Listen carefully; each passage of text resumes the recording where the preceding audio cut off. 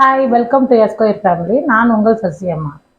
இன்னைக்கு night dinner என்னென்னா அடை. தேவையான பொருட்கள் பார்க்கலாம் வாங்க. 2 ஆழாவுக்கு அரிசி ஊற வச்சேன். 1 ஆழாவுக்கு பருப்பு. அதாவது ஒரே பருப்பும் போட்டுக்கலாம். நான் எல்லா பருப்பும் கலந்து போட்டேன். சிறுபருப்பு, கடலப்பருப்பு, துவரம் பருப்பு 3 பருப்பும் கலந்து போட்டிருக்கேன். ஜீரகம், மிளகு, 4 தனியா, இஞ்சி, பூண்டு, காரத்துக்கு காஞ்ச மிளகா, தேங்காய், அரை முழி தேங்காய். வாங்க அரைக்கலாம் மாவு.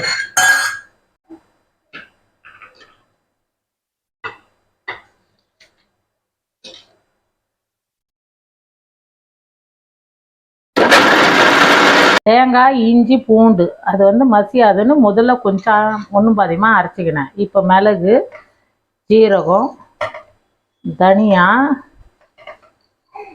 காஞ்ச மிளகா நொரன்னு அரைச்சி ஊற்றிக்கணும். ரொம்ப நைஸாக இருந்தால் அடை நல்லா இருக்காது. அதே மாதிரி எல்லா அரிசியும் நொரன்னு அரைச்சி ஊற்றிக்கணும்.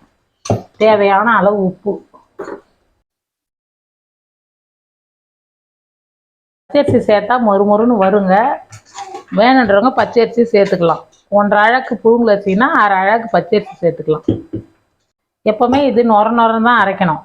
முதல்ல அரிசியை ஊற வச்சுடுங்க. அதுக்கப்புறம் பருப்பு போட்டு ஒரு 1 ஹவரில் அரைச்சிக்கோங்க. பாருங்க, மாவு அரைச்சி வச்சாச்சு. இப்போ பாருங்க, கொத்தமல்லி, மஞ்சத்தூள் கலருக்கு போட்டாலும் போடலாம், போடாதே விட்டுடலாம். நான் போடுவேன். பெருங்காயத்தூள். வானல் வச்சு 2 கரண்டி எண்ணெய் விட்டுருக்கேன். கடலப்பருப்பு, உளுத்தம்பருப்பு,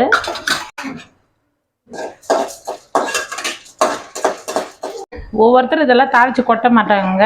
நான் போடுவேன். வெங்காயம்லாம் போட மாட்டாங்க சில பேர். நான் போடுவேன். வெங்காயம், கறிவேப்பிலை, வதங்கின உடனே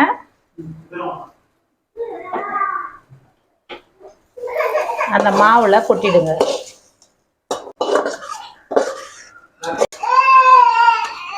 நல்ல கலர்ஃபுல்லாக அடை மாவு ரெடி ஆயிடுச்சிங்களா? சூப்பரா.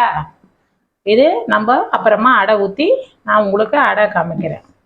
பாருங்க, தோசை கல் போட்டு தோசை கல்ல காயுது.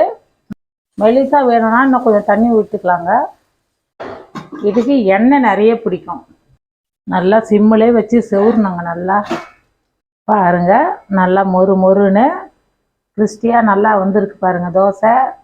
இதே மாதிரி நீங்கள் செஞ்சு பார்த்து சாப்பிட்டு பார்த்து உங்களுக்கு பிடிச்சிருந்தா கமெண்ட் செக்ஷனில் கமெண்ட் பண்ணுங்கள்.